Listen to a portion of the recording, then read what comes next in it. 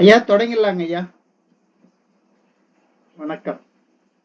அனைவருக்கும் வணக்கம். தொடங்கிடலாங்க. அனைவருக்கும் வணக்கம். இன்றைய நிகழ்வை பேராசிரியர் முனைவர் அருள் பத்மராசன் ஐயா தொடங்கி வைப்பார். நன்றி. அனைவருக்கும் வணக்கம். பொதுவா ஐயா தான் எல்லாருக்கும் அந்த அறிமுக உரை நிகழ்த்துவாங்க. இன்னைக்கு ஐயாவே பேசுறதுனால ஐயாவை குறித்து ஒரு சிறு அறிமுகம். ஐயா பேர் எல்லாருக்கும் தெரியும். ரமேஷ் ஐயா வைணவ கல்லூரியில பணிபுரிகிறாங்க.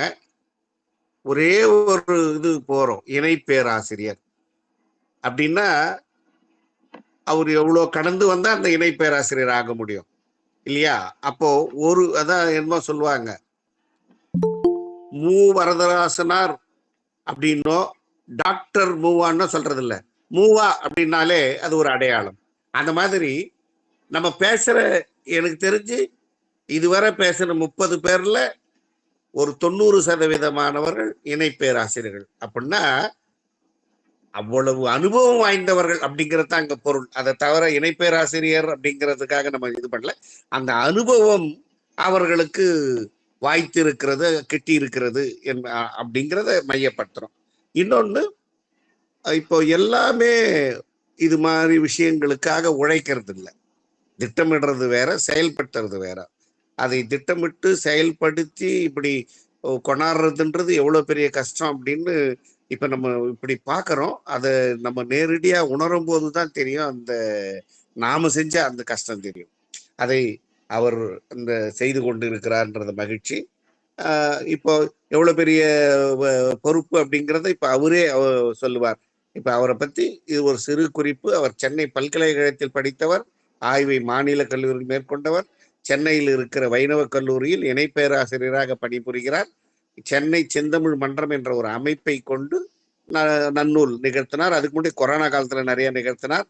அவரு தான் எல்லாரும் தெரிந்தவர்கள் என்பதால் என்னமோ ஊசியை கொல்லன் தெருவில் இருக்கக்கூடாதுன்னு சொல்லுவாங்க. அந்த மாதிரி நான் அவரை குறித்த ஒரு சிறு அறிமுகத்தோடு நிறுத்தி ஐயாவுக்கு இந்த நிகழ்வை தொடர்ந்து நடத்துமாறு நான் விடைபெற்றுக் கொள்கிறேன். நன்றி, வணக்கம். நன்றிங்க ஐயா. நன்றிங்க ஐயா. அனைவருக்கும் வணக்கம். சென்னை செந்தமிழ் மன்றம் பொது அறக்கட்டளை அனைவரையும் வருக வருக என வரவேற்கிறது. சான்றோர் பெருமக்களையும் ஆசிரிய பெருமக்களையும் மாணவ செல்வங்களையும் ஆய்வாளர் நண்பர்களையும் வருக வருக என வரவேற்று இன்றைக்கு சென்னை செந்தமிழ் மன்றத்தினுடைய 180வது நிகழ்வு தொடர்கிறது. இந்த 180வது நிகழ்வில் நாம் 180வது திருக்குறளை பார்ப்பது வழக்கம். திருக்குறளை கொண்டுதான் தொடங்குவோம். அந்த அடிப்படையில் இன்றைக்கு நாம் 180வது திருக்குறள் இரலீனும் எண்ணாது வெக்கின், ரொம்ப அழகா சொல்றாங்க. இரல் ஈனும் எண்ணாது வெக்கின் விரல் ஈனும் வேண்டாமை என்னும் செருக்கு. ரொம்ப அழகா இத உரையாசிரியர்கள் கொண்டு வராங்க. விளைவை எண்ணாமல் பிறர் பொருளை விரும்பினால், ஒரு பொருள் பார்க்கிறோம், அந்த பொருளின் மீது ஆசை வருகிறது, அந்த ஆசை விருப்பமாக மாறுகிறது. அது என்ன பொருள், யாருடைய பொருள், எப்படிப்பட்ட பொருள் என்பதையெல்லாம் யோசிக்காமல் சிந்திக்காமல் நாம் அந்த பொருள் மீது ஆசைப்பட்டால் அது அழிவை கொண்டு வந்து சேர்க்கும். இன்னும் கொண்டு வந்து சேர்ப்பது கூட நேரமாகும், அழிவையை நேரடியாக தரும். அப்பொருளை விரும்பாமல் வாழும் பெருமையானது வெற்றியை தந்துவிடும் என்று அழகாக இந்த செய்தியை திருவள்ளுவர் 180வது திருக்குறளில் இரலீனும் எண்ணாது வெக்கின் விரல் ஈனும் வேண்டாமை என்னும் செருக்கு என்று அற்புதமான திருக்குறளை சான்றோர் பெருமக்கள் அனைவரிடமும் பகிர்ந்து கொண்டதில் பெருமகிழ்ச்சி கொள்கின்றேன். சான்றோர் பெருமக்களே, இன்றைக்கு சிலப்பதிகாரத்தினுடைய 28வது காதை. இந்த 28வது காதை பலரை கடந்து வந்திருக்கிறது. இதை பதிவு செய்து பேசுவதற்கு ரொம்ப விருப்பம் கொண்டு பதிவு செய்தவர் பேராசிரியர் முனைவர் ஜெயலலிதா அம்மா அவர்கள். அவர்களுடைய குடும்பத்தில் இன்று விழா எடுப்பதனால் அவரால் பேச இயலவில்லை. அது மட்டுமல்ல, இன்னும் சிலரை தொடர்பு கொண்டு கேட்டபோதும் அங்கேயும் பேசுகிறேன் என்ற செய்தி வந்தது. ஆனால் இதுவரை தகவல் வரவில்லை. ஒரு 3 படிநிலைகளை கடந்து அடியேன் அந்த தலைப்பில் பேச கடமைப்பட்டிருக்கிறேன். நடுகள் என்பது எல்லாருக்குமே தெரியும். நட்டக்கல் யாருக்காக நட்டது என்ற வினாவோடு நடுகற்காதையை அணுகுவோம். போரில் இறந்த வீரர்களுக்கெல்லாம் நடுகள் நட்டார்களா என்றால், சாதாரணமாக இறந்தவர்களுக்கு நடுகள் கிடையாது. ஆரம்ப காலகட்டத்தில் யார் ஒருவர் வீர மரணம் அடைகிறாரோ அந்த வீரனுக்காகவே கல் எடுக்கப்பட்டது. அந்த வீரனுக்காக எடுக்கப்பட்ட கல்தான் நடுகல் என்று போற்றப்பெறுகிறது. அது காலப்போக்கில் என்னவாக மாறுகிறதுன்னா, இறந்தவர்களுக்கெல்லாம் நடுகல் நடுகின்ற வழக்கம், எடுக்கின்ற வழக்கம் இன்றும் தொடர்கிறது. அது நாம எல்லா இடங்களிலும் பார்க்க முடிகிறது. என்ன, கல் கிடைத்த போது கல்லை நட்டார்கள். இப்போது சிமெண்ட்டும் ஜல்லியும் கற்களும் செங்கற்களும் கிடைக்கிறது, சமாதி கட்டுகிறார்கள். ஆனால் நான் பார்த்தவரை எங்க ஊர்ல ஒரு சிறிய செய்தி. ஒரு இன மக்கள் வாழ்கிறார்கள். அவர்களில் யாரு இறந்தாலும் கற்களை கொண்டு குவியலை ஏற்படுத்தி அவருடைய இறந்த இடத்தில் குவியலாக அமைத்து வருகிறார்கள். இன்றைக்கும் அந்த வழக்கம் இருக்கிறது. அப்படி அவர்கள் கற்களை கொண்டு குவியல் ஏற்படுத்திய குவியல் இன்றும் இருக்கிறது. இப்படிப்பட்ட அந்த தன்மை நாம் நடுகற்காதையாக சிலப்பதிகாரத்தில் பார்க்க இருக்கிறோம். அதற்கு முன்னால் இந்த நடுகற் கற்கள் எங்கிருந்து தொடங்குகிறது அப்படின்னு பார்க்கும்போது நமக்கு இலக்கிய வரலாறே அல்லது தமிழகத்தினுடைய வரலாறே சங்க காலத்தில் இருந்து தொடங்குகிறது. அந்த சங்க காலத்தில் நமக்கு கிடைத்த இலக்கியங்கள் எல்லாம் குறிப்பிடுகிறது நடுகற்களை பற்றி. அதிலும் பெரும் வாரியாக யாருக்கு கிடைத்தது, யாருக்கு அந்த நடுகற்கள் இருந்தன, கிடைக்கின்றன அப்படின்னு நம்ம நடுகற்களை எல்லாம் ஆய்வு செய்த அறிஞர்கள் சொல்லுகின்ற கருத்து, வெற்றி வீரர்களுக்கு நடுகற்கள் இருந்ததாக செய்தி அதிகமாக இல்லை. கரந்தை வீரர்களுக்கே நடுகற்கள் அதிகமாக கிடைத்துள்ளன. இன்றைக்கு நடுகற்களை பற்றி பல ஆய்வு அறிஞர்கள் நடுகற்களை ஆய்வு செய்து வருகிறார்கள். அப்படி ஆய்வு செய்தவர்களில் அவர்கள் குறிப்பிடுகின்ற செய்தி, கரந்தை வீரருக்கே நடுகள் நடப்பட்டு வந்துள்ளன என்ற செய்தி அதிகமாக கிடைத்துள்ளன. அது மட்டுமா அப்படின்னு நம்ம பார்க்கின்ற வேளையில் சங்க இலக்கியம் என்று ஆரம்பித்தோம். அந்த சங்க இலக்கியத்தில் புறநானூற்றில் பல பாடல்கள் கிடைக்கின்றன நடுகற்களை பற்றி. அதுல 335வது பாடல் இப்படி வருகிறது. ஒன்னார் தெவ்வர் முன்னின்று விளங்கி ஒளிரி ஏந்து மறுப்பின் களிரி எரிந்து வீழ்ந்தன, கல்லே பரவின் அல்லது நெல் உகுத்து பரவும் கடவுளும் இலவே. ரொம்ப அழகாக சொல்றாங்க. ஒன்னார் தெவ்வர் முன்னின்று விளங்கி, பகைவரோடு பகைவனாக நின்று போரிட்டு அந்த போர்க்களத்தில் வீர மரணம் அடைந்தவர்களுடைய கல் நடப்பட்டிருக்கிறது. அந்த கல்லுக்கு பூ மலர்களை தூவி வழிபட்டு வருகின்ற வழக்கம் இன்றும் தொடர்கிறது. இந்த ஊரில் இன்னும் இருக்கிறது. அது மட்டுமல்ல, இங்கு நெல்லை தூவி மலர்களை தூவி வேறு கடவுள்களை வணங்குகின்ற வழக்கம் இல்லை, கடவுளும் இல்லை. இந்த போர் வீரர்களினுடைய நினைவு சின்னங்களாக நடுக்கற்களே உள்ளன என்று புறநானூறு 335வது பாடல் மிக அழகாக குறிப்பிடுகிறது. இப்படி நாம் சொல்லிக்கொண்டே போகலாம். அப்படி சொல்லிக்கொண்டே போனாலும் நேரம் இதற்கே சரியாகும். அகநானூற்றில் பல பாடல்கள் இருக்கின்றன.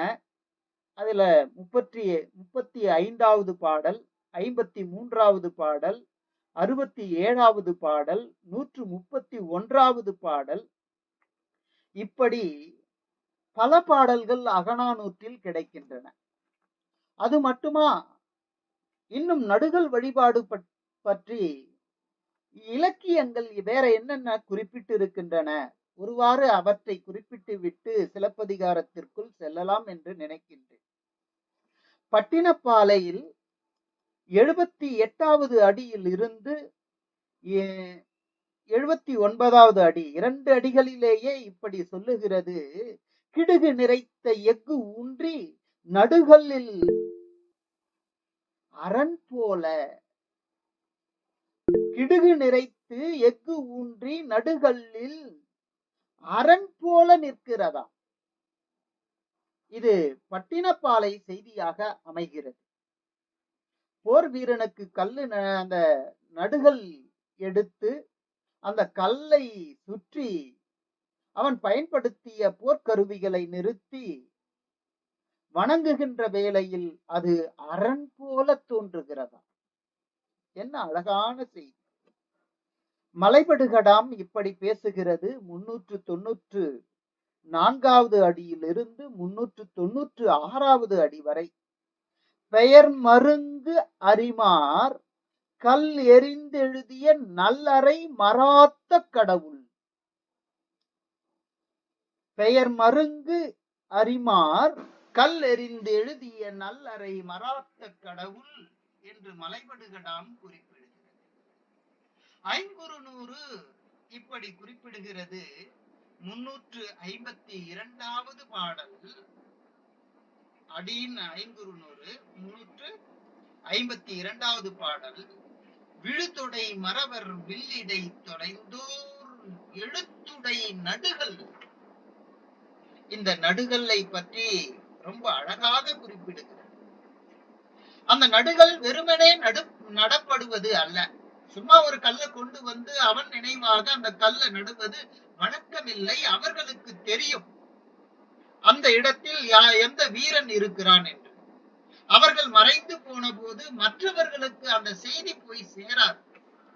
அதனால் அந்த நடுகல்லில் அந்த போர் வீரனை பற்றிய செய்திகள் இடம்பெறுகின்றன, பொறிக்கப்பெறுகின்றன. அவன் எத்தனை போர்களில் கலந்து கொண்டான், எத்தனை போர்களில் வெற்றி பெற்றான், அந்த எத்தனை படைகளில் எத்தனை போர் வீரர்களை கொன்றான், யானைகளை கொன்றான், இப்படிப்பட்ட அந்த செய்திகளை எல்லாம் கொண்டு அந்த நடுகள் நிரப்பப்படுகிறது. இந்த செய்தியை ஐங்குறுநூறு எழுத்துடை நடுகள், இந்த எழுத்துடை நடுகள் என்று குறிப்பிடுவது இதையெல்லாம் நமக்கு உணர்த்துகிறது. அதைத் தொடர்ந்து நாம் புறநானூறில் இன்னொரு பாடல் ரொம்ப அழகாக சொல்லுகிறது. வேலூன்று பலகை அப்படின்னு 264வது பாடல். முதல் அடியில் இருந்து 4வது அடி வரை. பரலுடை மரங்கிற் பதுக்கை சேர்த்தி மரல் வகுத்து தொடுத்த செம்பும் கண்ணியோ இடு இனி மயிர்பீலி சுட்டி பெயர் பொறித்து இனிது நட்டனரே கல்லும். அந்த கல்லை எப்படியெல்லாம் நட்டாங்க, எந்த வகையில் அந்த போர் வீரனுக்கு பெருமை சேர்த்தார்கள் என்பதை இந்த பாடல் மிக அழகாக குறிப்பிடுகிறது. அகநானூற்றில் 35வது பாடல் இப்படி பேசுகிறது. 35 ஒரு பாடல் இருக்கிறது. 307வது ஒரு பாடல் இப்படி பேசுகிறது. நடுகர் பீலி சூட்டி துடிபடுத்து தோப்பி கல்லொடு உரு உப்பிலி கொடுக்கும் என்று அழகாக பேசுகிறது. அது மட்டுமல்ல, புறநானூற்றில் 232வது பாடல் நடுகர் பீலி சூட்டி நாரறி சிறுகலத்து உகுப்பவும் கொள்வன். அப்பா, போர் வீரனை பற்றிய செய்தி மட்டும் அல்ல, அந்த நடுகள் எடுத்த பிறகு அந்த வழிபாடு செய்கின்ற போது அது மயிர் தோகைகளால் அலங்கரித்து அந்த இடத்தில் அவன் என்ன விரும்புவான்? கல் விரும்புவான். அந்த கல்லை கொண்டு வந்து படைக்கிறார்கள். இப்படி மதுவையும் படைத்து அந்த நடுகல்லை வழிபட்ட வழக்கம் இருக்கிறது.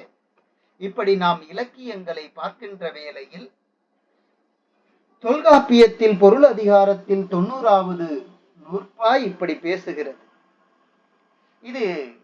இதற்கு முன் வந்தவர்கள் எல்லாம் இதை குறிப்பிட்டிருக்கிறார்கள். பேராசிரியர் முனைவர் அருள் பத்மராசன் ஐயா கூட அதை ஒப்பிட்டெல்லாம் பேசியிருக்கிறார். அதுல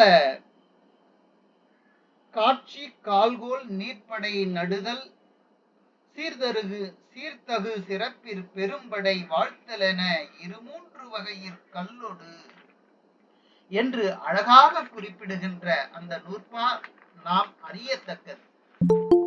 அது மட்டுமல்ல, இன்னும் அழகாக பேசுகிறது. திருக்குறள் இப்படி பேசுகிறது.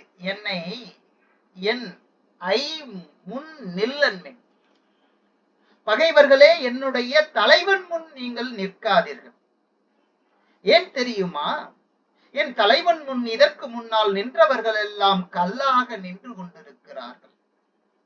நீங்களும் கல்லாக மாற வேண்டுமானால் என் தலைவன் முன்னால் எதிர்த்து நில்லுங்கள்.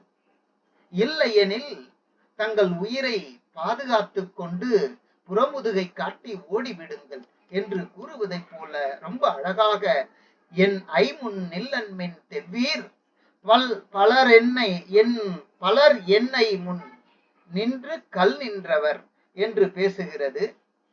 இந்த தொல்காப்பியம் குறிப்பிடுகின்ற அந்த 6 செய்திகளையும் இங்கே நாம் பார்க்கிறோம். போர் வீரனுக்கு நடுகள் எடுத்தது வரலாறு உணர்த்தும் உண்மை.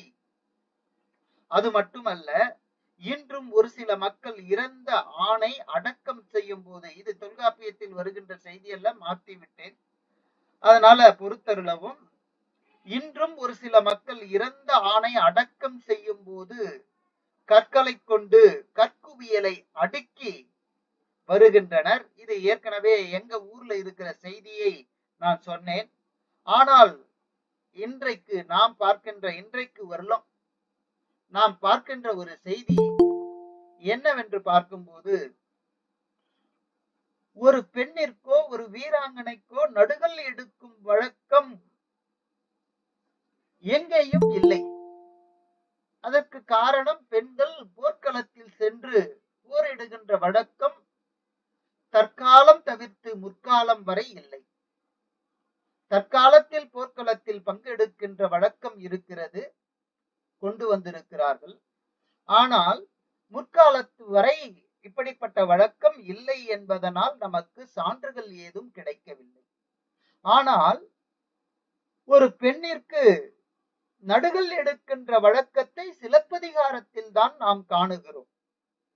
நடுகள் எடுப்பதற்கு முன் 6 படிநிலைகளை தான் தொல்காப்பியம் பேசுகிறது. அதை வஞ்சிக்காண்டத்தில் அப்படியே காதை பிரிவுகளாக கொண்டு வந்து காட்சிக்காதை, கால்கோல் காதை, நீர்ப்படை காதை, நடுகற்காதை, வாழ்த்துக்காதை தான் வரந்தரு காதை என்று அமைத்து கொண்டு சிறப்பிக்கின்ற அந்த செய்தியை இதற்கு முன் பேசியவர்கள் எல்லாம் இதையே காட்டியிருப்பதனால் மேலும் அதை நான் விளக்காமல் அடுத்த செய்திக்கு இடமாறுகிறேன். கண்ணகியின் உருவம் பொறித்த கல் நடுப்பெற்று வழிபட்டு வந்த செய்தியை கூறுவதால் இந்த காதைக்கு சிலப்பதிகாரத்தில் நடுகற்காதை ஆயிற்று. இந்த நடுகற்காதைன்னு ஏன் பேர் வந்ததுன்னா, கண்ணகியினுடைய உருவம் பொறித்து அந்த உருவம் கொண்ட கல்லை நட்டு கடவுளாகவே வணங்கி வருகின்ற வழக்கம் இருப்பதனால் அதை நடுகற்காதை என்றே பெயர் வைத்திருக்கிறார் என்று தோன்றுகிறது. அது மட்டுமல்ல, நாம் மேலும் பார்க்கும்போது இந்த கண்ணகியினுடைய சாதாரண கண்ணகியாக இருந்தால் இப்படி நடுகள் எடுக்கின்ற வழக்கம் இருந்திருக்குமா? இல்லை. தேராமன்னன் ஆராயாது தவறான நீதி வழங்கிய மன்னனை தண்டித்த காரணத்தினாலேயே கண்ணகி தெய்வமாக கொண்டாட பெற்று தெய்வமாகவே உயர்ந்தவளாகிறார். கண்ணகி ஒழுக்கம் மிகுந்தவள், அதில் யாருக்கும் சந்தேகம் இருக்காது. கணவன் பிரிந்த போது கூட அந்த பிரிவுக்காக அவள் வருத்தப்பட்டதில்லை. ஆனால் அப்போதெல்லாம் வீரமாக இருந்தவள் தான். ஒடுக்கமாக இருப்பதே வீரம் என்கிறார்கள். அந்த வீரத்திற்கெல்லாம் நடுகள் எடுத்தார்களானா? இல்ல. ஒரு அரசவையில் நின்று மன்னனை எதிர்த்து தேரா மன்னா என்று விழித்த அந்த விழி அவளுடைய வீரத்தை வெளிப்படுத்துகிறது. அப்படி வீரத்தை வெளிப்படுத்திய காரணத்தினாலேயே அவள் தெய்வமாக கொண்டாட பெறுகிறாள். அவளுக்கு நடுகர் எடுக்கப்படுகிறது என்று அறிஞர் பெருமக்கள் எல்லாம், ஆய்வாளர்கள் எல்லாம் குறிப்பிட்டிருக்கிறார்கள். வீரம் நிறைந்த கண்ணகிக்கு நடுகள் எடுக்க விரும்பிய சேரன் செங்குட்டுவன், வீரம் மிக்கவள் கண்ணகி, அவளுக்கு நடுகள் எடுக்கும் போது இவன் எப்படிப்பட்டவனாக இருக்கிறான்? பக்கத்தில் இருந்த மலையில் எடுத்தானா? இல்லை. இல்ல தமிழ்நாட்டில் எந்த மலையிலாவது எடுத்தானா? இல்லை. தமிழ்நாடு தவிர்த்து மற்ற மாநிலங்கள் இருக்கின்றனவே, அங்கெல்லாம் எடுத்தானா? அன்றைய தமிழகம் தவிர்த்து. ஏன்னா இன்னைக்கு தமிழகம் எல்லாம் கூறுபட்டு 3-4 பிரிவுகளாக மாறி இருக்கிறது. அதனால அன்றைக்கு இருந்த தமிழகத்தை தவிர்த்து வேற பகுதியில போய் எடுத்தானா? அதுவும் இல்லை. எங்கு சென்றான்? தேவர்களெல்லாம் உரைகிறார்கள், தெய்வமெல்லாம் உரைகிறது என்று நம்பிக்கை கொண்ட இமயமலைக்கு சென்று தெய்வமாக கூடிய கண்ணகிக்கு அவன் கல்லெடுத்தான். அது போற வழி சாதாரணமான வழியா? ஒரு நாட்டை கடந்து போக வேண்டும். அன்றைக்கு பல்வேறு நாடுகள் இருந்திருக்கின்றன. நாட்டை ஒரு படை கடக்கிறது எனில் எத்தனை எதிர்ப்புகள் இருந்திருக்கும், எத்தனை அந்த போர்க்களம் இருந்திருக்கும். அவற்றையெல்லாம் தாண்டிதான் செல்ல வேண்டும். அப்படி வீரம் நிறைந்த கண்ணகிக்கு நடுகள் எடுக்க விரும்பிய சேரன் செங்குட்டுவன் தமிழ் மன்னர்களை பழித்த வேற்று நில அரசர்களை எல்லாம் வென்று இமயத்தில் கல்லெடுத்து கண்ணகிக்கு வீரக்கல் நாட்டினான். இதனை அருள் பத்மராசன் ஐயா மிக அழகாக விளக்கி இருந்தார். அவன் போற இடத்திலெல்லாம் யாரெல்லாம் அவனை மதித்து அவனுடைய நோக்கத்தை அறிந்து நண்பராகிறார்களோ அவர்களையெல்லாம் தவிர்த்து யாரெல்லாம் எதிர்க்கிறார்களோ அவர்களையெல்லாம் வென்றவன். அதிலும் குறிப்பாக வடபுலத்தில் இருக்கின்ற கனக விசையர் என்பது நமக்கு எல்லாம் தெரியும்.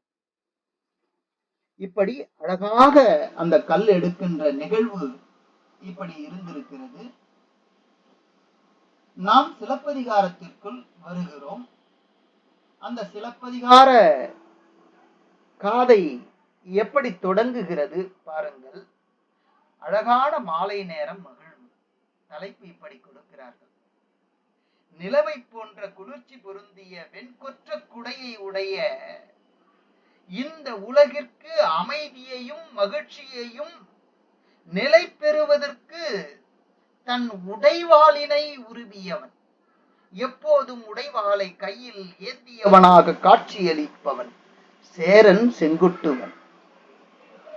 அவன் வெற்றி சிறப்பினை தங்களது பெரிய கரங்களால் அவன் வெற்றி பெற்று திரும்பி இருக்கிறான். இதுக்கு முன்னாடி காதைகள் எல்லாம் நாம பார்த்திருக்கிறோம். நேரம் போயிட்டே இருக்குது, நான் ரொம்ப வேகமா போயிடுறேன். அவனது வெற்றி சிறப்பினை தங்களது பெரிய கரங்களால் பூ மலர்களை கொண்டு பொழிந்து வாழ்த்தி மகிழ்ந்து வெண்மையான திரிகளை கொண்ட விளக்கினை தூண்டி ஏந்தி பெண்கள் எல்லாம் மன்னன் பெருமைகளை பேசிக்கொண்டே இருக்கிறார்கள். அப்படி பேசி இறைவனாகிய மன்னனை வணங்க வந்ததே அப்படி வணங்குகின்ற அந்த வேளையில் அழகான மாலை பொழுது வந்து சேர்ந்தது. இந்த மாலை பொழுதில் எப்படியெல்லாம் இருக்கிறார்கள் ரொம்ப அழகாக சொல்றாங்க. வேந்துவினை முடித்த வெல்போர் வீரர்கள். வேந்தனுடைய வினை என்னவாக இருக்கும்? போர்க்களமாதான இருக்கும். அதனால வேந்துவினை முடித்த வெல்போர் வீரர்கள் எப்படிப்பட்டவர்கள் ரொம்ப அழகாக சொல்லுகிறார்.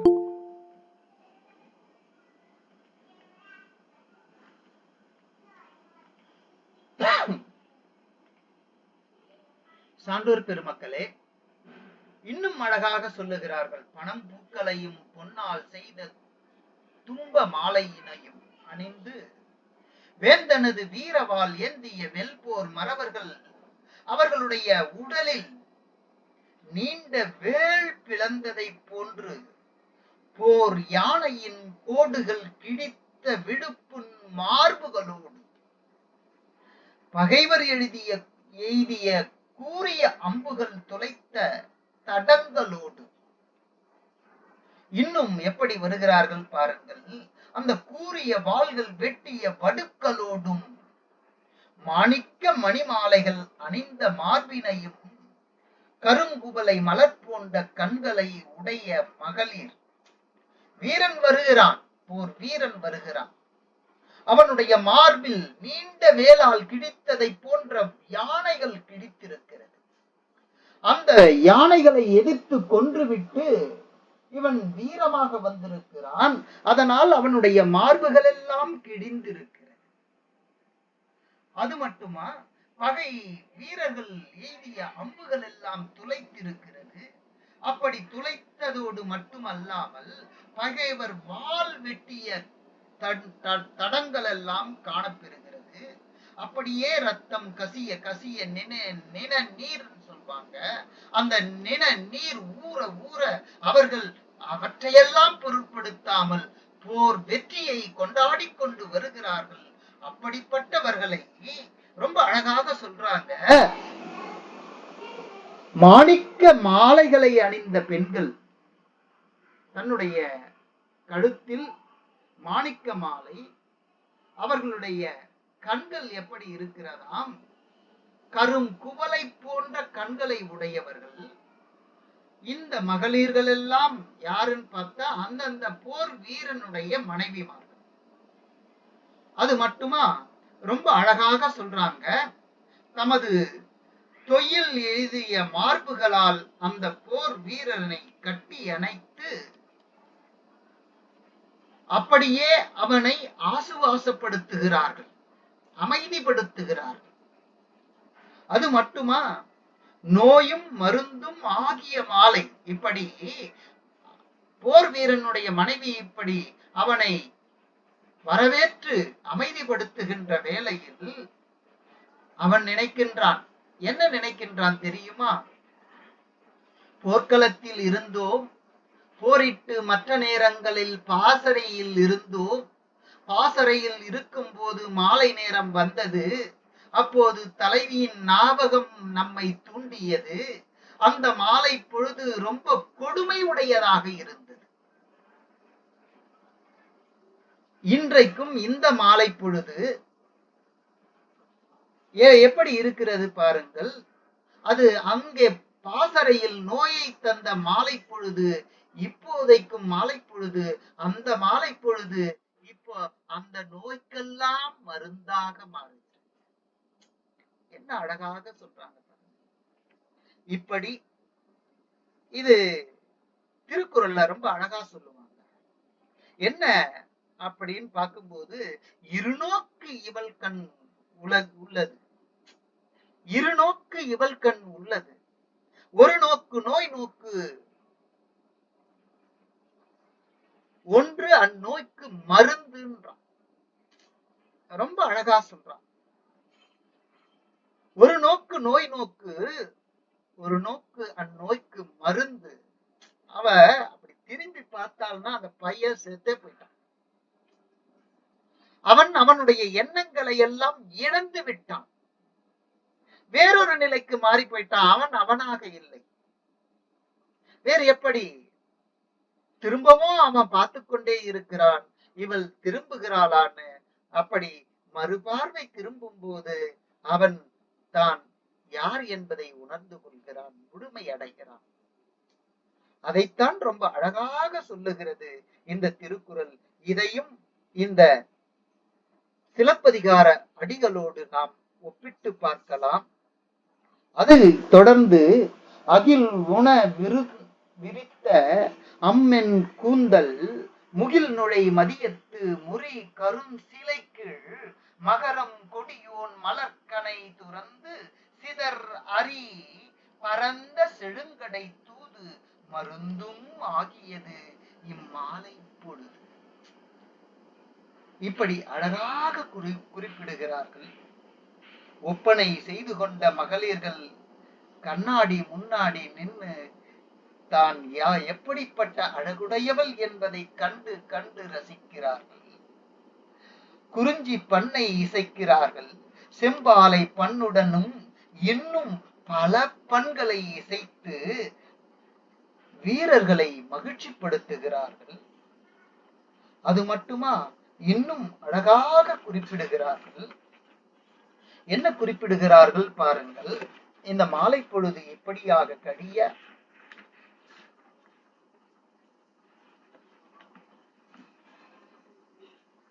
அகிர்புகையை கொல்ல விரித்த அழகிய மெல் கூந்தலாகிய மேகத்தின் உள்ளே தோன்றும் முகமாகிய மதியினிடத்தில் உள்ள புருவமாகிய வளைந்த கரிய வில்லின் கீழ் அமைந்த மகரமீன கொடியாகிய மன்மதனது மலர் அம்புகளை ஒட்டி சிதறிய செவ்வரி பரந்த குழுவிய கண்ணினை உடைய அந்த கடையாகிய தூது முன்னர் பாசறைக்கண் நமக்கு வருத்தம் செய்தது அன்றே இந்த மாலை நமக்கு மருந்தும் ஆகியது என்று ரொம்ப அழகாக இதற்கு விளக்கம் கொடுக்கிறார்கள். வாழ்வளத்தார் தம் அரபினை வரிமுலையால் வேது கொண்டு செடுங்கடை தூதும் மருந்தும் ஆகியது என்று இளங்கோவடிகளினுடைய அடிகளில் நாம் பார்க்கின்றோம். அது மட்டுமா, மாந்தளிர் போன்ற மேனியை உடைய பெண்கள் பூநணிந்த மார்பினை உடைய வீரர்களுக்கு உதவி புரிகின்றனர்.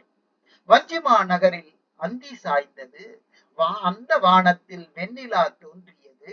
வடதிசை போரில் வென்று வீரர்கள் திரும்பினர். அவர்களை வரவேற்க குறிஞ்சி பண்ணை இசைத்து பாடி காதலர்களை வரவேற்று மகிழ்கின்ற காட்சி இந்த அழகிய மாலை பொழுதில் தோன்றுகிறது. சேர அரசனும் என்ன செய்யறான் பாருங்க. சேர அரசனும் மன்னன் செங்குட்டுவன், அதாவது சேர அரசனும் மன்னன் செங்குட்டுவனும் ஆகிய அவன் தன் பட்டத்து தேவியுடன் அமர்ந்திருக்கிறான். குழலும் கோதையும் கோலமும் கொன்மார் நிழல் கால் மண்டிலம் தம்மெதிர் நிறுத்த செம்பாலை பண்ணுடன் துத்தம் முதலிய தொன்முறை படிவும் இசையாக எழுப்பி இனிய குறிஞ்சி பண்ணையும் இசைத்து பாடி விருந்தளித்தனர். அதனால இப்படி ரொம்ப அழகாக சொல்லுகிறார்கள். இது மட்டும் அப்படின்னு பார்க்கும்போது இதற்கு ஒரு பாடலை நம் முத்துல்லாயிரத்திலிருந்து பார்க்கலாம். அங்கே என்ன நடக்கிறது பாருங்கள். கொடிமதில் பாய்ந்திற்ற கோடும் அரசர் முடியிடெறி தேய்த்த நகமும் பொல்லாமை நாணி புறங்கடை நின்றதே கல்லார்த்தோர் கிள்ளி களிறு என்று அழகான பாடல். போர்க்களத்தில் மிக வீரமாக போரிட்டு அப்படியே வெற்றி பெற்று திரும்புகின்ற யானையையும் அழகுபடுத்தி அதனுடைய புகழை எல்லாம் பாடிக்கொண்டு ஊர்வலமாக அழைத்து வருகிறார்கள். அந்த யானை அப்படியே அழகான ஒப்பனையோடு மாலைகளோடு கம்பீரமாக நடந்து வருகிறது. அப்படி வந்த யானை கொட்டிலுக்கு போக வேண்டும். ஆனால் அதன் வாயிற்படிக்கு முன்னாடியே தயங்கி தயங்கி நிற்கிறது. என்னடா அப்படின்னு நாம பார்க்கும்போது முத்தொள்ளாயிரத்துல இந்த அழகிய காட்சி விரிகிறது. அப்படியே தயங்கி நிற்கின்ற யானை எதனால் நிற்கிறது? உள்ளே பெண் யானை இருக்கிறது. இங்கே இந்த ஆண் யானையினுடைய கொம்புகள் எல்லாம் ஒடிந்து கிடக்கிறது. இது பகை மன்னர்களை முட்டி முட்டி அந்த கொம்புகள் எல்லாம் உடைந்து போனது. அவர்களுடைய முடிகளை மணிமுடிகளை தன்னுடைய காலால் போட்டு தேய்த்து தேய்த்து கால் நகங்கள் எல்லாம் தேய்ந்து போனது. தேய்ந்து போனது மட்டுமல்ல, உதிர்ந்து போனது. அப்போ அந்த கால் எப்படி இருக்கும்னு கொஞ்சம் கற்பனை பண்ணி பாருங்க. இதையெல்லாம் பார்க்கிறது அந்த யானை தான் எவ்வளவு அழகென்று. அதனால இந்த முகத்தை வச்சுக்கிட்டு எப்படி பெண் யானை முன்னாடி போய் நிற்கிறது அப்படின்னு அந்த அழகிய காட்சிய நாம முத்தொள்ளாயிரத்துல பாக்குறோம். அது மட்டுமல்ல, இப்படி மற்ற மன்னர்களின் முடியினை தேய்த்த மன்னன் அரசன் சாதாரணமானவன் அரசனாக இருக்க முடியாது. போர்க்களத்தில் முன்னின்று என்ன பண்ணுகிறான்? மற்ற அரசர்களினுடைய முடியெல்லாம் தேய்த்து விட்டான். தன் குடிமக்கள் இப்போது இங்கே நிலா முற்றத்தில் அமர்ந்திருக்கிறான். இவனுடைய முகமானது எப்படி இருக்கிறது? இதற்காக தான் நான் அந்த முத்தொள்ளாயிரம் பாட்டை சொன்னேன். ஆனால் இந்த யானை போல இல்ல, அந்த நிலா முற்றத்தில் தன் குடிமக்களை காக்கும் முகம் எவ்வளவு பொலிவோடு விளங்குமோ அப்படிப்பட்ட பொலிவோடு இவன் அமர்ந்திருக்கிறான். அப்படிப்பட்ட பொலிவோடு வானத்தில் இருந்து சந்திரன் உதயமாகிறது, நிலா உதயமாகிறது. இப்படிப்பட்ட அழகிய காட்சிகளுடன் ஆண்களும் பெண்களும் ஒருவர் பின் ஒருவர் நின்று அரசனின் செங்கோல் நடக்க அரசன் வெண்ணிலா முற்றத்தில் அமர்ந்திருந்தான். அவன் அமர்ந்திருந்த காட்சியும் அந்த கட்டிலினுடைய அழகும், அது சாதாரணமான கட்டில் அல்ல. யானை தந்தங்களை கொண்டு அமைக்கப்பட்டிருக்கும், வெள்ளியை கொண்டு இழைக்கப்பட்டிருக்கும். அப்படிப்பட்ட அந்த அழகிய கட்டில் விளங்குகின்ற அளவிற்கு நிலாவானது தன்னுடைய ஒளி கீற்றுகளை கொண்டு அந்த கட்டில் வெளிப்படும் அளவிற்கு அது ஒளி வீசிக்கொண்டு வருகிறது. என்ன அழகு பாருங்க! மேருமலை போன்று உயர்ந்து நிற்கின்ற மதில்கள் அமைந்த நிலா முற்றத்தின் அந்த நிலா முற்றத்திற்கு வீரமாதேவி சேர்கிறாள். அந்த வீரமாதேவி சேர்ந்த போது ஒரு பக்கத்தில் அழகிய பெண்கள் புகழினை மன்னனுடைய புகழினை வாழ்த்தி கொண்டு விளக்கேந்தி நிற்கின்றனர். இன்னொரு புறத்தில் இசை கருவிகள் முழங்க, மேலதாள வாத்தியங்கள் முழங்கிக் கொண்டிருக்க, மன்மதன் அந்த மன்மத சாந்தும் வெறிவெண் சாந்தும் கூணும் குரலும் கொண்டன ஒரு சாரார். ஒரு பக்கமாக இவர்களும் நிற்கிறார்கள். பல பொருட்களுடன் பூமாலை ஏந்தியே வந்தவன்.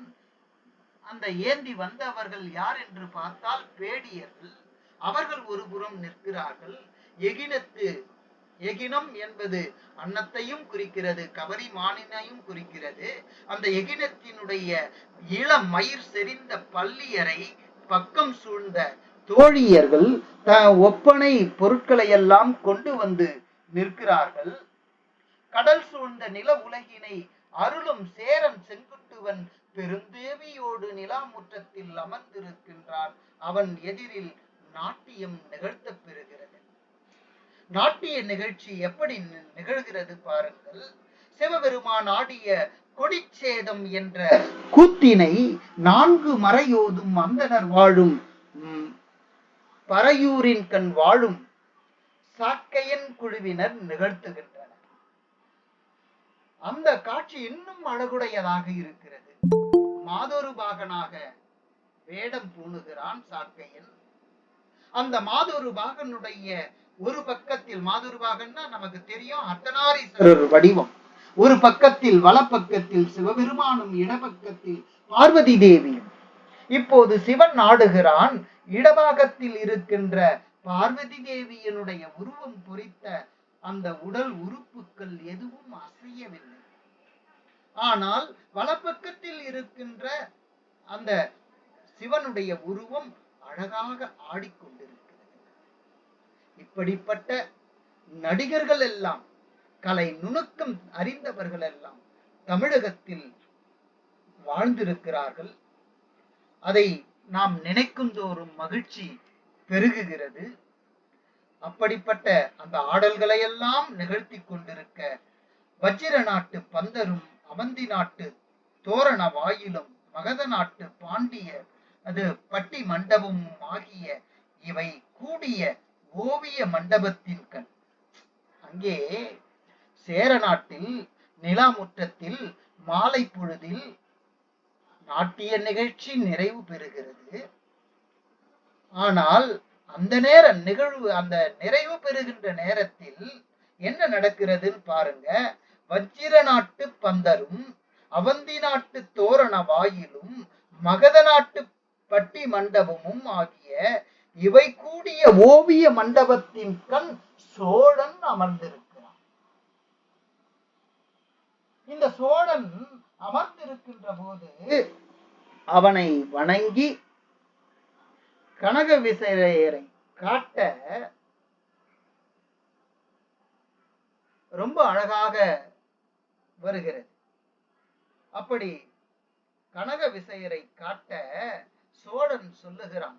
அதுக்கு முன்னாடி என்ன நடந்திருக்குதுன்னா, சேரன் வெற்றி பெற்று திரும்பி விட்டான். நிலாமுற்றத்தில் இப்படி மாலை பொழுதில் அழகாக ஒரு பக்கம், இன்னொரு பக்கத்தில் கனக விசய, அதாவது வடநாட்டு மன்னர்களை எல்லாம் அழைத்து சென்று சோழருக்கும் பாண்டியருக்கும் காட்டிவாய் என்று சேரன் செங்குட்டுவன் ஆணையிட அங்கே செல்கிறார்கள். அப்படி செல்லும் போதுதான் சோழன் இப்படி அழகிய மண்டபத்தில் வீற்றிருக்கின்றான். இவர்களை எல்லாம் காட்டும் போது அவன் சொல்லுகிறான், நீலமர் அழுவத்து நெடும் பேர் ஆண்மையோடு வாளும் குடையும் மரக்கலத்து ஒடித்து கொல்லா கோலத்து உயிர் உய்ந்தோரை வெல்போர் கோடல் வெற்றம் அன்று என தலை தேர்ந்தானை தலைவர்க்கு உரைத்தனன் சிலைத்தார் அகலத்து செம்பியற் பெருந்தகை. இது மட்டுமா? இவன் சொல்றான், ரொம்ப அழகாக சொல்றான்.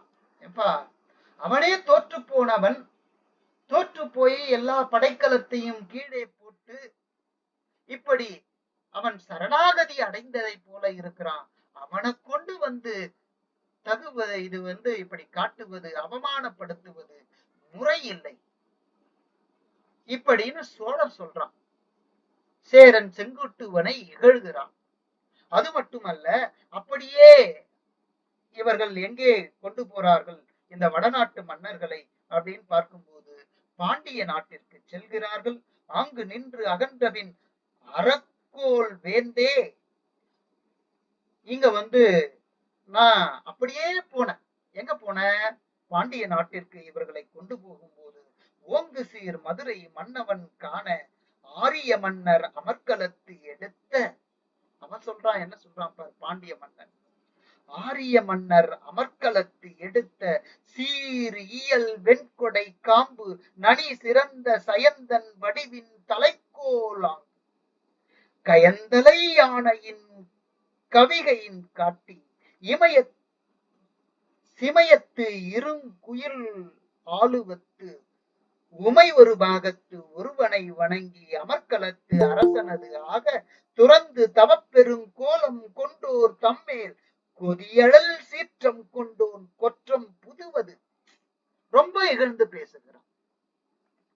என்ன இகழ்ந்து பேசுகிறான் பாருங்கள். பா, அவனதான் வெற்றி பெற்றாச்சு.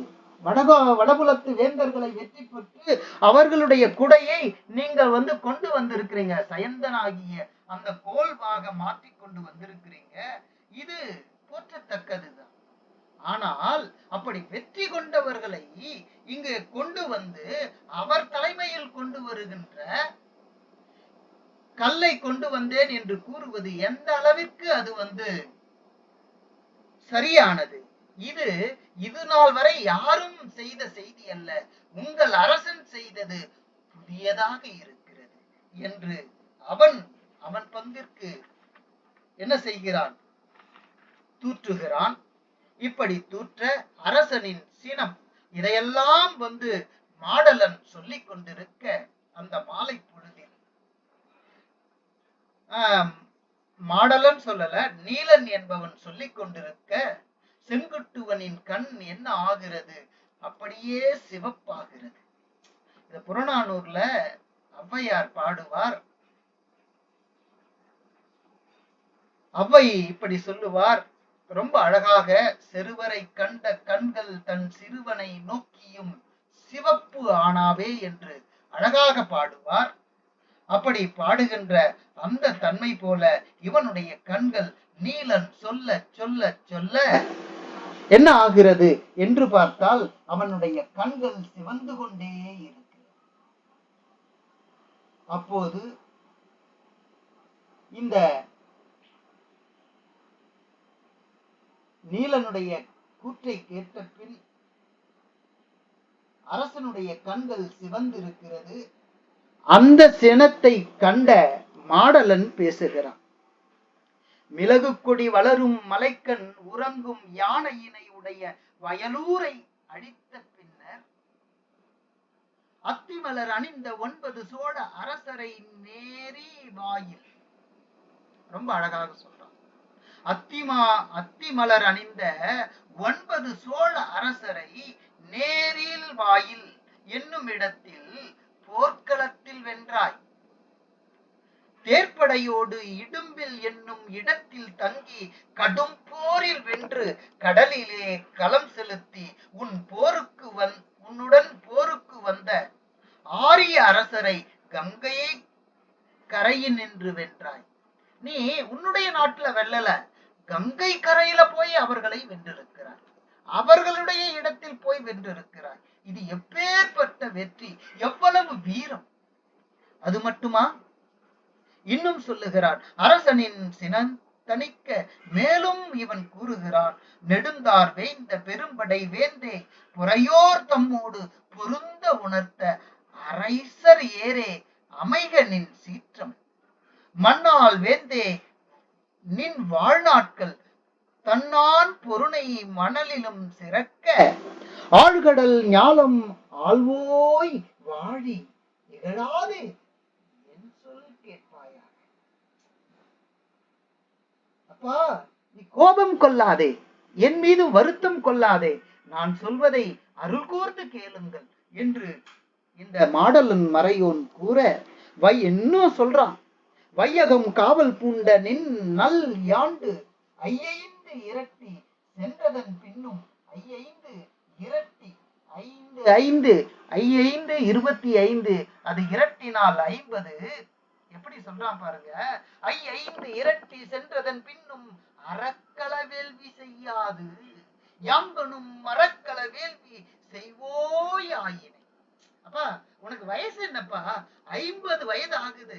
இப்ப போய் நீ வேள்வி செய்ய வேண்டும், வேள்வி களத்தில் நிற்க வேண்டும். அப்படி வேள்வி களத்தில் நிற்பதை தவிர்த்து விட்டு நீ போர்க்களத்தில் நிற்கிறாயே, மரக்களத்தில் நிற்கிறாயே, இது எப்படிப்பட்டது? இவன் புகழரானா அல்லது இகழரானே தெரிய மாட்டாங்க. அந்த அளவிற்கு உன்னுடைய வயது 50. நீ இப்போது எங்கு செல்ல வேண்டும்? போர்க்களம் செல்ல வேண்டாம். நீ எங்க செல்ல வேண்டும்? வேள்விக்களம் செல்ல வேண்டும். சேரர் மரபில் செங்குட்டுவனுக்கு முன் தோன்றிய மன்னர் பெருமைகளை எல்லாம் எடுத்து கூறுகிறான். அப்பவோ அரசன் சினம் தணிந்தானா? இல்ல. அதனால மேலும் மேலும் பேசுகிறான். என்னெல்லாம் பேசுறான்? 50 வயசு ஆயிடுச்சு, நீ போர்க்களம் போக தேவையில்லை. எங்க போனா? நீ வேள்விக்களம் தான் போக வேண்டும். சொன்னா கேட்கல. இன்னும் கண்ணு அப்படியே சிவந்து இருக்கிறது. அதனால இவன் சொல்றான், சேரர் மரபில் செங்குட்டுவனுக்கு முன் தோன்றிய மன்னர் பெருமைகளை எல்லாம் எடுத்து கூறி, அவர் தம் புகழ்மிக்க போர் வெற்றிகளை எல்லாம் கூறி நினைவுபடுத்தி, அவர்கள் எல்லாரும் மண்ணுக்கு இரையாயினர் என்பதை எடுத்துக்காட்டி இந்த யாக்கை நிலையாமையை போற்றுகிறான் மாடல மறையோன். அது மட்டுமா என்று பார்க்கின்ற போது இன்னும் அழகாக காட்டுகிறார்கள்.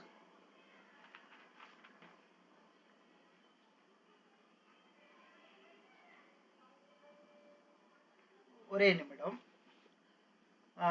இப்படி ரொம்ப அழகாக இன்னும் மன்னருக்கு உரிய வினைகளை குறைவின்றி முடித்து வாழேந்திய வெற்றியினுடைய உடையவர்கள், பணம்பூன் மாலையை அணிந்தவர்கள் நின் முன்னோர்கள். சாதாரணமாக சொல்றானான்னு பாருங்க. நின் முன்னோர்களுள் கடலிடத்தே பகைவர் கடம்பினை வெட்டிய சேரலாதன் ஒருவன். இன்னும் சொல்றான், இமய சிமயத்தில் வில்லினை பொறித்த வெற்றியினை உடைய குடக்கோ சேரலனும் 4 மறைகளை ஓதும் பாலை கௌதமனார் என்னும் புலவர் பாடிய செய்யுள்களை ஏற்று அவரை சொர்க்கத்துக்கு அனுப்பிய செல்கழு குட்டுவனும் நிலை பெற்ற உயிர்களை முறையின்றி கூற்றுவன் கொள்வதை தடுத்து மூத்த முறைமையானே கொல்லும்படி வைத்து கூற்றுவனை அமைதிப்படுத்திய அரசனும் சேரனே. பாருங்க, மனிதர்களை மட்டும் வெல்லவில்லை, இங்கு மட்டும் வீரத்தை காட்டவில்லை, எங்க மாற்றவே முடியாத யமதர்மனையும் சிந்திக்க செய்தவன். அப்பா, நீ படைச்ச உடனே இருக்கிறவனெல்லாம் கொண்டு போயிட்டா எப்படி இயங்குவது? அவன் வாழ வேண்டும், வயது முதிர வேண்டும். அந்த வயது முதிர்ச்சியின் காரணமாக கொண்டு போனால் அது நியாயமானது. ஆனால் அப்படி கொல்லாமல் இப்படி கொள்கிறாயே, இது தர்மமா என்று யாரு யமதர்மனிடம் கேட்டு அவனையே அவன் கோபத்தை தணித்து தன்னுடைய சொல்லை கேட்க வைத்தவன் ஒரு சேரன். யவனர் நாட்டை ஆண்டு பொன்பட்ட உயர்ந்த மலையிடத்தே புகுந்த அரசனும் ஒருத்தன். மிகப்பெரிய சேனையை அழித்து பகைவர் மதிலினை அழித்த மன்னவனும் ஒரு சேரன். ஐரை மலையில் கொற்றவை என்னும் தெய்வத்தை நீராட்டி வழிபட்டு ஒரு பகலில் 2 கடல் நீரையும் கொணர்வித்து குடமுழுக்கு செய்வித்தோனும் ஒரு சேரன்.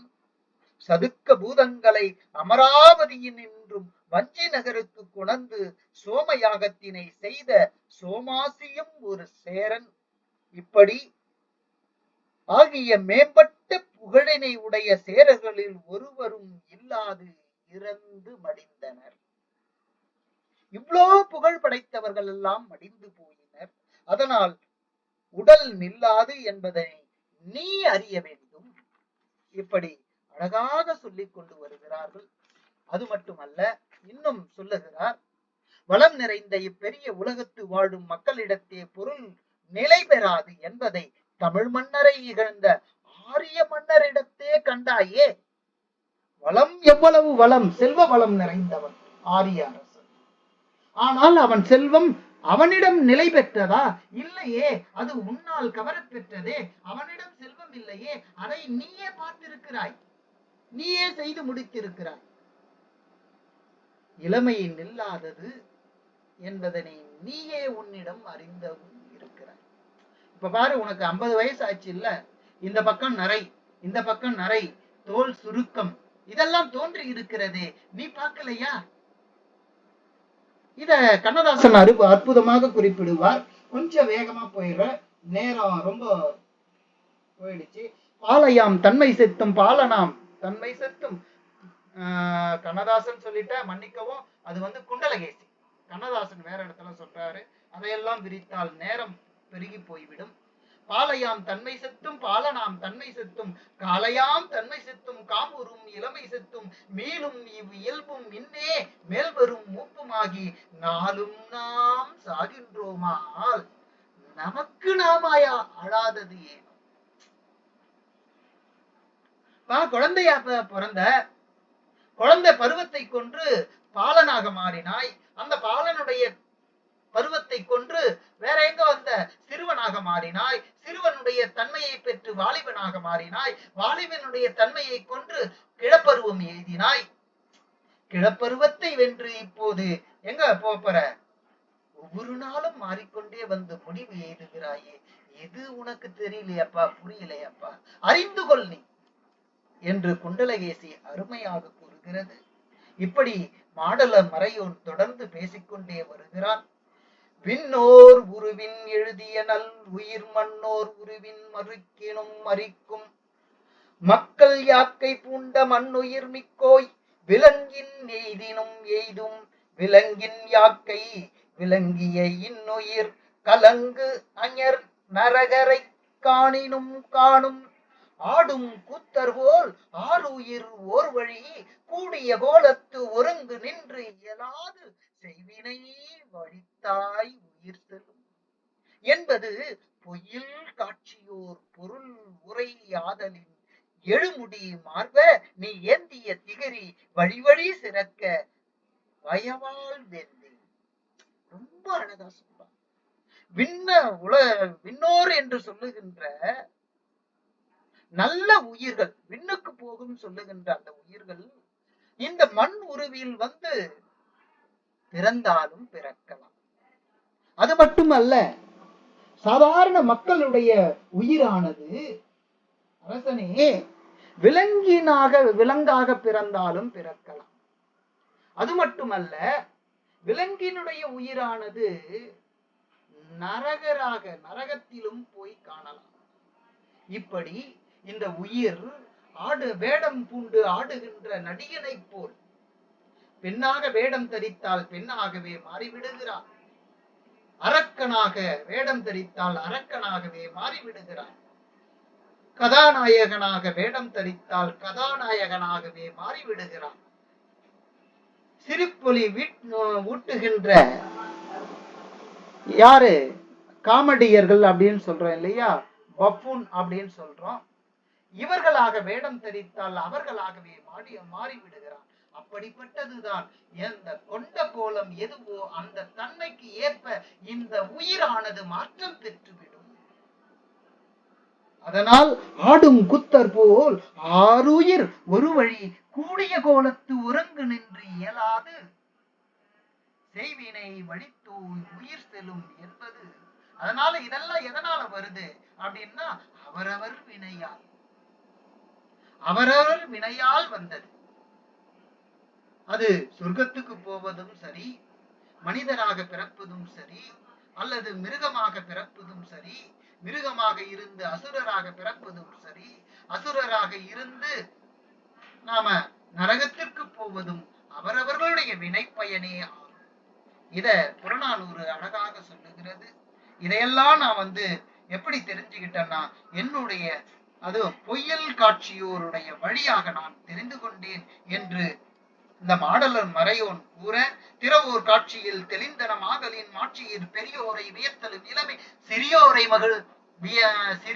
இகழ்தல் அதனினும் இளமே என்று கணியன் பூங்குன்றனார் ரொம்ப அழகாக நமக்கு சங்க இலக்கியத்திலேயே பாடிவிட்டு சென்று விட்டார்.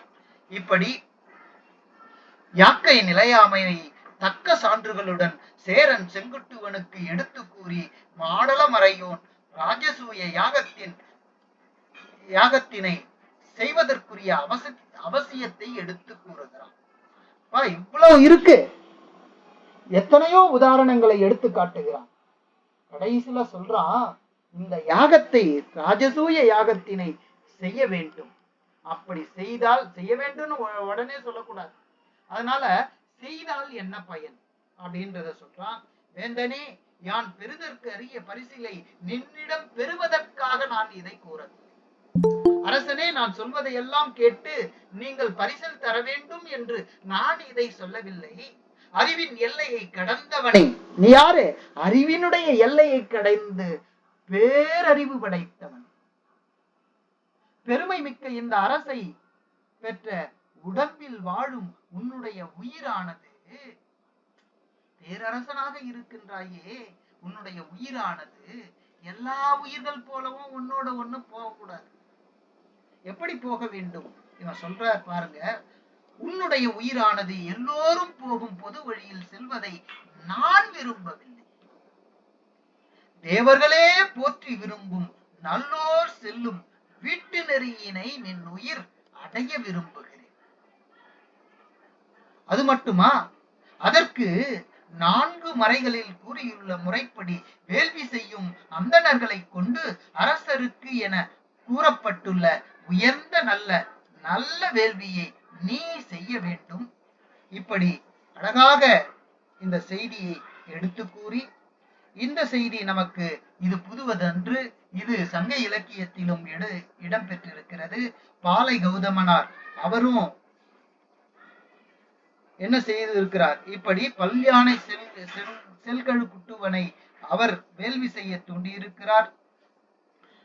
சிலம்புல் பல இடத்தில் இது வருகிறது, பதிற்று பத்தில் வருகிறது. சரி, இதையெல்லாம் எப்ப செய்யணும்? நல்லது எப்ப செய்யலாம்? நாளைக்கு செய்யலாமா? இல்ல அடுத்த மாதம் செய்யலாமா? அடுத்த வருஷம் செய்யலாமா? இல்ல, நன்றே செய், நன்றும் இன்றே செய், இன்றும் இன்னே செய். இன்றைய காலத்துல நம்ம பார்க்கிற மொழி. நல்லது செய்ப்பா, நல்லதை இன்னைக்கே செய்ப்பா, இன்னைக்குன்னா எப்ப சாயந்தரம் செஞ்சுக்கலாம்னு நினைக்காதப்பா, நல்லது எப்ப செய்யணும்னு நினைச்சிட்டியோ அப்பவே செய்து முடித்து. இதைத்தான் எடுத்து காட்டுகிறான் மாடலமறையோன். நாளை செய்குவோம் அறம் எனிர் இன்றே கேள்வி நல் உயிர் நீங்கினும் நீங்கும். நாளைக்கு செய்யலாம்னு நினைக்காதப்பா, இன்னைக்கே உயிர் போனாலும் போயிடும். இதுவென வரைந்து வாழும் நாள் உணர்ந்தோர் முதுநீர் உலகின் முழுவதும் இல்லை. என்ன அழகாக சொல்றான் பாருங்க. இது இளங்கோவடிகள் உணர்ந்த தெளிவினை காட்டுகிறது. என்ன அழகாக சொல்லுகிறார். இதுவென வரைந்து வாழும் நாள், நான் இத்தனை ஆண்டு காலம் வாழ்வேன், 100 ஆண்டு காலம் வாழ்வேன் என்று வாழ்ந்தவர்கள் உண்டா? இதுவரை அப்படி நிர்ணயித்து விட்டு வாழ்ந்தவர்கள் இதுவரை நான் பார்த்ததில்லை. அதுவும் எங்க? இந்த கடல் சூழ்ந்த உலகத்தில் யாங்களும் பார்த்ததில்லை. வேள்வி கிடத்தி இவளோடும் கூடி நீ யாகம் செய்ய வேண்டும், தனியாக செய்யக்கூடாது, அரசமாதேவியோடு செய்ய வேண்டும், தாழ்கடல் மன்னர் நின்னடி போற்ற உன்னை யாரெல்லாம், ரொம்ப அழகாக சொல்றான், தாழ் கடல் சொல்லிட்ட, தாழ்கடல் மன்னர் நின்னடி போற்ற நீ பேரரசனாக இருக்கின்றாய், சிற்றரசர்கள் எல்லாம் உன்னுடைய திருவடியை தொழ ஊழியோடு ஊழி உலகம் காத்து, ரொம்ப அழகாக சொல்லுகிறார்கள், ஊழியோடு ஊழி உலகம் காத்து நீடு வாழியரோ நெடுந்தகை என்று மறையோன் மறைநாடு உழுது. இன்னும் அழகாக சொல்றாங்க, மறையோன் இப்படியெல்லாம் பேசி மறை நா உழுது வான்பொருள் இறையோன் செவிசெரு ஆக வித்தான். இப்படி சொன்ன பிறகு அவன் மறையாகிய நாவை, மறையை ஒலிக்கின்ற நாவினை உடையவன். அதனால் அவன் என்ன பண்ணான்? மறைநா உழுது, அவன் நாவாலேயே அரசனுடைய மனதை உழுது விட்டான். அப்படி உழுதவன் வேற என்ன செய்கிறான் பாருங்க. கொஞ்சம் வேகமா முடிச்சிடுறேன். மாடலமறையோன் சொல்லிய சொற்களின் பொருளுரையை கேட்ட அரசன் வேள்வி செய்வதற்குரிய விழாக்களை செய்வதற்கு கட்டளை இடுகிறான். ஆரிய அரசர்களை விடுதலை செய்கின்றான். வேள்வி விழா நிறைவு பெறும் வரை ஆரிய அரசர்கள் இந்த வஞ்சிமா நகரில் தங்கக்கூடாது என்பது விதி. ஆதலால் அவர்களை என்ன செய்கிறான் பாருங்க, வேளாவி கோயில் மாளிகையில் தங்க வைக்கின்றான். முடிந்த பின் நீங்கள் இங்கே வஞ்சிமா நகருக்குள் வந்து விடலாம் என்று அவர்களுக்கு சொல்லுகின்றான். இதையெல்லாம் தன் அமைச்சனாகிய வில்லவன் கோதையை கொண்டு செய்கின்றான். இது மட்டுமா? தான் நடத்த போகும் வேள்வி விழாவினை முன்னிட்டு சிறையில் அடைக்கப்பட்டிருக்கும் கைதிகளை எல்லாம் விடுதலை செய்கின்றான். சிற்று அரசர்கள் செலுத்த வேண்டிய கப்பத் தொகையை தவிர்க்குமாறு அரசன் ஆணையிடுகின்றான். இந்த சிறை கைதிகளை விடுதலை செய்வதை நாம் இன்றும் அறிகிறோம். ஒரு நல்ல நாள் வருகின்ற போது என்ன ஆகிறது? எல்லாருமே விடுதலை செய்கிறார்கள். நல்ல கைதியார், சிறையில் இருப்பவர்களை விடுதலை செய்கிறார்கள். இதெல்லாம் நாம சிலப்பதிகாரத்தில் பார்க்கிறோம். உடனே இன்னும் என்ன நடக்குதுன்னு பாருங்க.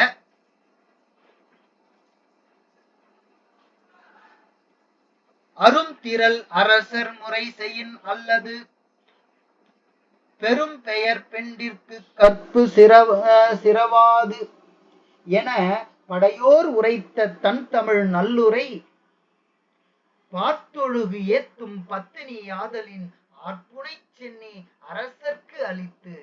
இது கண்ணகி 3 அரசர்களுக்கும் சொல்லிய செய்தி. ஒரு அரசன் சரியாக இருந்தால்தான் அந்த நாட்டு மக்களும் சரியாக வாழ முடியும். அதனால அரசன் சரியாக இருந்தால்தான் அந்த நாட்டு பெண்களினுடைய ஒழுக்கம் நிலை நிறுத்த பெறும்.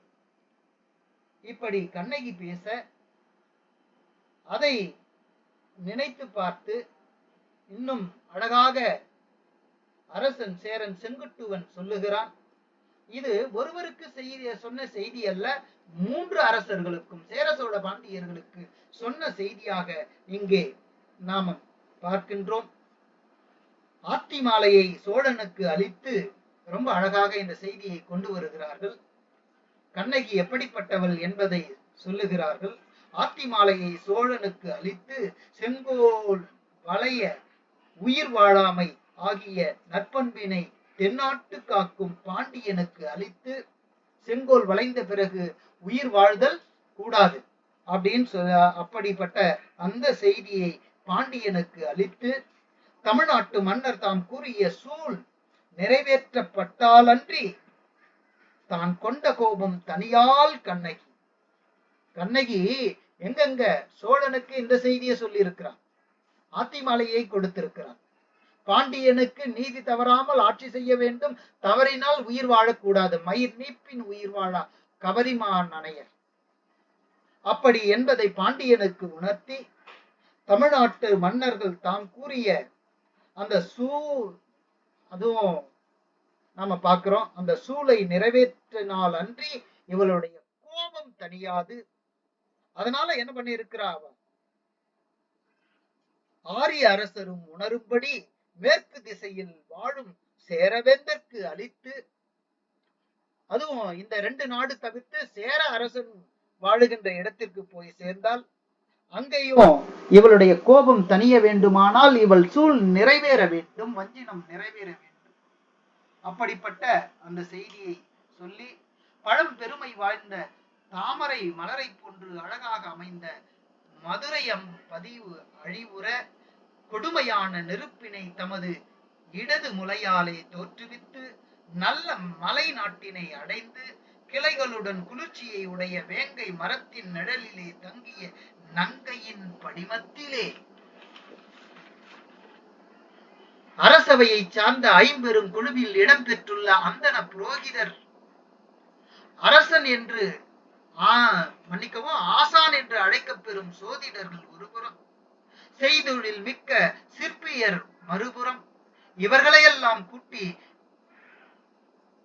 கூட்டிக் கொண்டு சென்று மேலோர் விரும்பும் சிற்பக்கலை நுட்பத்தினை அறிந்த கம்மியரால் கருநிலை பகுதி மண்டபம் அமைத்து, பெருமண்டபம் என பல பல பகுதிகளை கொண்ட பத்தினி கோயிலை வடிவமைத்து, தேவர்கள் வாழ்வதாக நம்பப்பெறும் மலையின் உச்சியில் உள்ள கடவுளை போற்றி வணங்கி தேவர்கள் வாழ்வதாக, இந்த செய்தி ஏற்கனவே தொடக்கத்துல சொன்ன, அதனால தேவர்கள் வாழ்வதாக நம்பப்பெறும் இமயமலையின் உச்சியில் உள்ள கடவுளை போற்றி வணங்கி, கைத்தொழில் வேலைப்பாடு மிகுந்த தெய்வ சிலைக்கு பொன் தொழில் வல்லார் செய்த வேலைப்பாடு மிக்க அழகிய அணிகலன்களை எல்லாம் அணிவித்து அர்ச்சனை செய்து, திசை காக்கும் கடவுளர்களை கடைவாயில் நிறுத்தி வேள்வி அங்கனும் செய்து, விழாவும் பூசைகளும் நாள்தோறும் நடைபெறச் செய்து, பத்தினி தெய்வத்தின் சிலையை மங்களம் செய்க என்று ஏவினான் சேரன் செங்குட்டுவன். வடதிசை வேந்தரை வணங்கச் செய்த தமிழ் வேந்தனாகிய சேரன் செங்குட்டுவன் இப்படி மங்களம் செய்க மங்களம் செய்க மங்களம் செய்க என்று அழகாக மங்களத்தை செய்ய அதைத்தான் நாம் நடுகற்காதையாக காணுகிறோம். இத்தனை தூரம் இவ்வளவு நேரம் செவிமடுத்து என் பேச்சையும் ஒரு பேச்சாக கருதி பொருட்டாக கருதி செவிமடுத்த அத்துணை சான்றோர் பெருமக்களுக்கும் நன்றியை தெரிவித்து இடம் சாருகிறேன். நன்றி, வணக்கம்.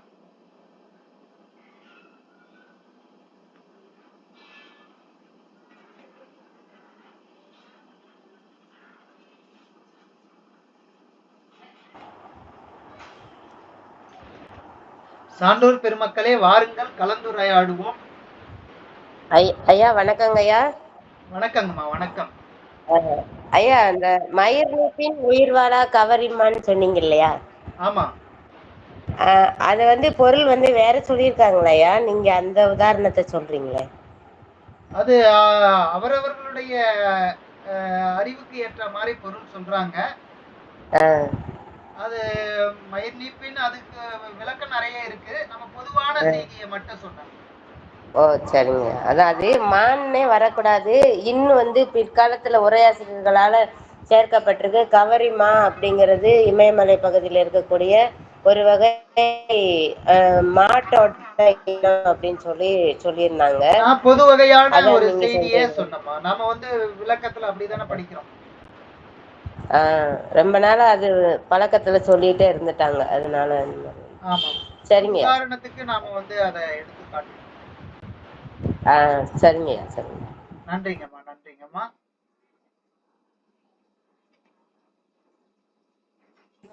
ஐயா, இந்த ஒரு நாள்ல காலையில அந்த இது இப்படி பேசுறது பெரிய விஷயம் தான். நல்லா எல்லா இதுவும் தொகுத்து கொண்டான்ட்டீங்களே, பெரிய விஷயம். அந்த இதெல்லாம் அவன் அருள் செய்யற அளவுக்கு கொண்டாந்தது நல்லா இருந்துச்சு. எல்லா செய்தியும் வந்துருச்சு ஆல்மோஸ்ட். அந்த இதுல இருந்து மாடல் நிறைய சொன்ன வரைக்கும் அது மூலியமா அந்த விடுவிக்கப்பட்டது இப்படி கொண்டாந்து காட்டுறது, இவங்களுக்கே அது அறம் இல்லை அப்படின்னு உணர்த்துறதெல்லாம் ரொம்ப நல்லா சொன்னீங்க. நன்றி. நன்றிங்க ஐயா, நன்றி.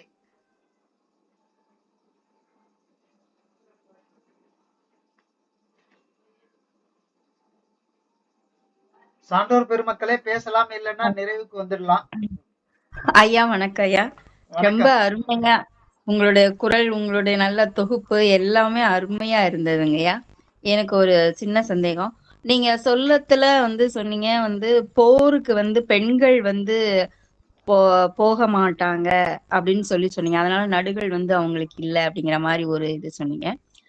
அது வந்து உண்மையா இல்லைன்னா அது மறைக்கப்பட்டிருக்குமா? ஏன்னா ராமாயணத்திலே கூட கைகேயி வந்து தசரதர் கூட போருக்கெல்லாம் போயிருக்கா. அவ போரிலும் ஈடுபட்டு இருக்கிறா.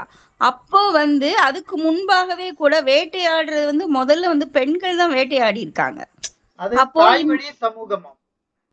அது தாய் வழி சமூகமா இருந்தா கூட அது நடந்திருக்கு. அதுதான் அங்க பண்றாங்க. அப்ப ஏன் வந்து அதுக்கு பிறகு இல்லையா, இல்ல மறைக்கப்பட்டு இருக்கிறதா ஐயா?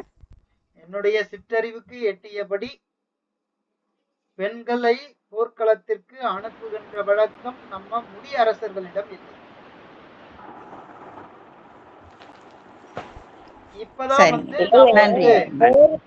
அனுப்பலங்கய்யா. நடுகர்கள் வந்து அந்த இறந்த வீரனோட மனைவியருக்காக தான் நடுகர்கள் வச்சாங்கன்னு சொன்னாங்க. ஆனா போர்ல வந்து நம்ம ஆரிய நாகரிகம் அப்படி சொல்லி பாத்தீங்கன்னா ஜான்சி ராணியுமே போருக்கு வந்திருக்காங்க இல்லைங்கய்யா. அப்ப அவசியம் ஏற்படும் போது அவங்க வந்து அரசியா இருந்து வந்திருக்காங்க. நாம வந்து தமிழ்நாட்டு நிலையை பேசுறோம். வேலுநாச்சியார், குயிலி இவங்க எல்லாம் வந்து பெண்கள் தானுங்கய்யா. குயிலிக்குமே நடுகர்கள் வந்து வச்சிருக்காங்க. முடியரசர்களை பேசுகிறேன். அதற்கு பின்னால நம்ம வந்து இப்போ வந்து நிறைய புரட்சி பெண்கள் எல்லாம் வந்திருக்காங்க. இப்போ வந்து நம்ம ராணுவத்திலேயும் வந்து பதவிகள் எல்லாம் உருவாக்கி ராணுவத்துல வந்து பங்கு கொள்ள செய்திருக்கிறார்கள். இதையும் நான் சொன்னேனே. சரிங்கய்யா சரிங்க. அப்புறம் ரெண்டையுமே சொன்னேனே. முடியாட்சியில அந்த வழக்கம் இருந்திருக்குமான்றது தெரியல. அதனால ஆமா. பெண்களுக்கு என்று நம்ம நடுகற்களை பெரியதாக பார்க்க முடியல. நாம ஆ. முதல்ல நம்ம பார்க்கறது சிலப்பதிகாரத்துல மட்டும்தானே. நமக்கு வந்து சான்று கிடைக்கல. நடுகற்கள் ஆமா. முந்தி இருந்திருக்கலாம் ஒருவேளை. அது இல்ல வந்து இல்ல இல்ல ஐயா, இது இல்ல இது சமமா நான் ஒரே ஒரு செய்தி படிச்சேன். அவங்க வந்து இந்த ஆ, ஆண்கள் இறந்த உடனே, கணவர் இறந்த உடனே பெண்கள் வந்து தீக்குளிச்சு அவங்களுக்கு வச்சிருக்காங்க. அது சதிக்கல் அப்படின்னு சொல்றாங்கல்ல ஐயா. சதிக்கல் பத்தினிக்கல் சொல்லுவாங்க. அது சொல்றாங்கம்மா. ஆனா நடுகல்ன்ற ஐயா, வழக்கம் வணக்கம். இல்லை. நடுகற்கள்ல அது ஒரு வகைதாங்கய்யா.